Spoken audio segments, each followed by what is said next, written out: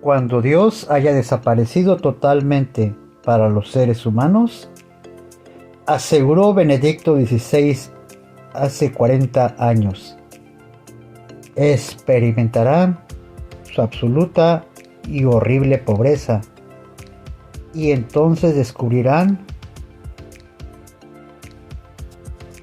la pequeña comunidad de los creyentes como algo totalmente nuevo. Bienvenido, soy Ricardo Rico Huerta, bienvenido a tu canal Revitaliza tu Fe Católico. Hablaremos de las profecías olvidadas de Benedicto XVI sobre la Iglesia del futuro.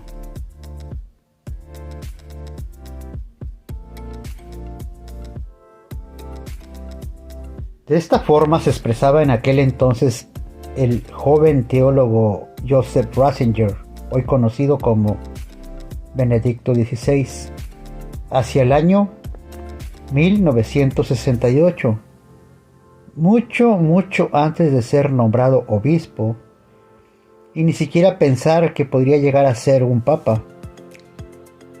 En una conferencia radiofónica que llevó por título ¿Bajo qué aspecto se presentará la Iglesia hacia el año 2000?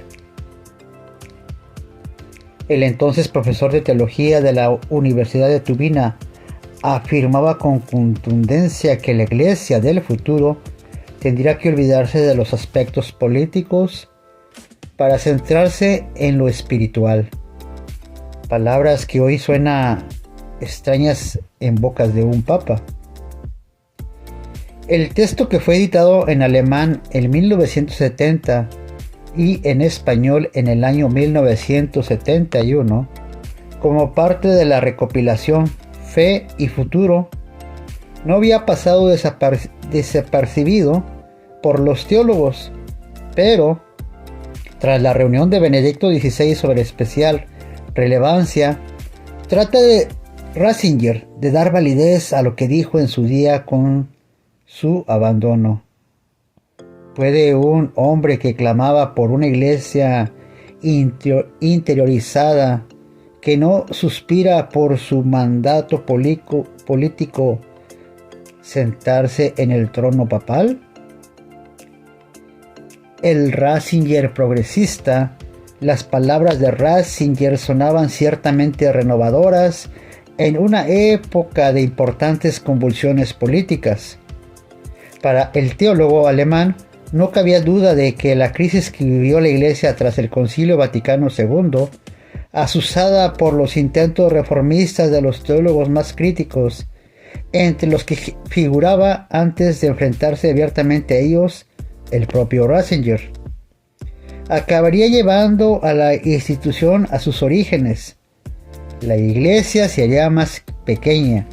Tendrá que empezar todo desde el principio. Ya no podrá llenar muchos de los edificios construidos. En una coyuntura más favorable, perderá adeptos y con ellos muchos de sus privilegios en la sociedad. Se presentará de un modo mucho más intenso que hasta ahora, como la comunidad de la libre voluntad, a la que solo se puede acceder a través de una decisión. La Iglesia no podrá llenar muchos de los edificios construidos en una coyuntura más favorable.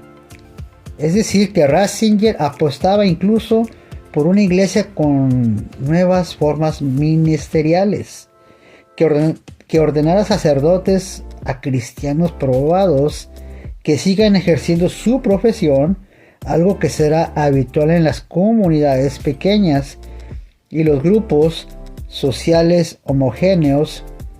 Una iglesia centrada en lo espiritual, que no suspira por su mandato político y no flirtea con la izquierda ni con la derecha.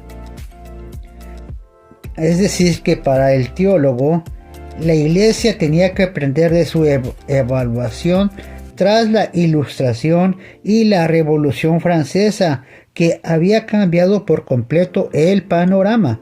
La Iglesia, que surgió tras las revoluciones, a finales del siglo XVIII, cuenta el entonces Ratzinger o Benedicto XVI, se había hecho más pequeña y había perdido esplendor social, pero al mismo tiempo se había hecho más fecunda por la nueva fuerza de su interioridad, que a través de los grandes movimientos de laicos y en las numerosas y nuevas fundaciones de órdenes que tuvieron lugar desde mediados del siglo XIX, produjo nuevas fuerzas para la formación y la realidad social, hasta el punto que no es posible imaginar nuestra historia más reciente sin ella.